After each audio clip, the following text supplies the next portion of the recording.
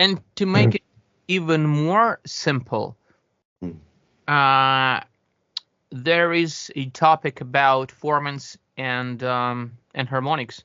And basically, we have basically two formants, formant 1 and formant 2. Formant 1, that's chest cavity and oral cavity, that's formant 1. That's formant 2, above the soft palate and all these head cavities.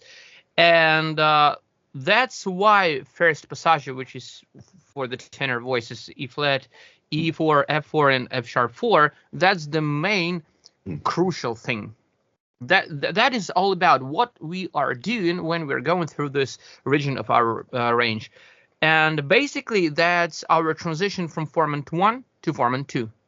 And that's what you are saying about this shift from formant 1 to formant 2. Yeah,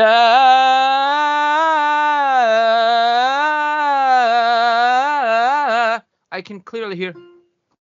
And it's starting even lower, like almost like C4, C sharp. It's beginning to transition. It's beginning. And the question is, when we're talking about all these modes, are we holding the resonance a bit and making this shift like later or earlier? That is all about. That's why like light mode, soft mode, even boosted light mode, we're talking about slightly earlier transition.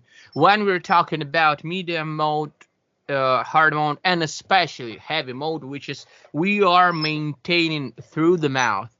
And that is completely different registration. For example, if I'm going to do the octave arpeggio, let's say B flat 3, B flat 4, in a light mode with kind of powerful sound, it's going to be.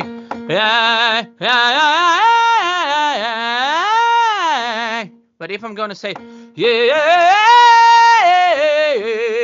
it's kind of pure chest coordination. The larynx is kind of super high. It's shout and call mechanism, and I want my mechanism to remain the kind of shorter folds coordination. That's why I'm maintaining the placement into the mouth. That's why I'm not letting the resonance to shift comparing to the previous one. That's the thing. When you're going through the mouth, and you are kind of, again, shout belt quality loud, like your toppest pitch for the kind of tenor voices, more or less, it's C5. But also you have hard mode. And these modes are connected. So when you're going using the heavy mode, you can go higher, changing into the hard mode, because basically hard mode, that's high belt, that's belting in your more heady configuration. Okay. If you're gonna stay unquacked into the mouth, you're gonna choke after C5. But if you're gonna quack even more and you will open the nasal passages, you're gonna go higher. For example, if I go, that's A4, B flat. But if I need to go higher, I'm simply not going, I'm switching to, so it's gonna be,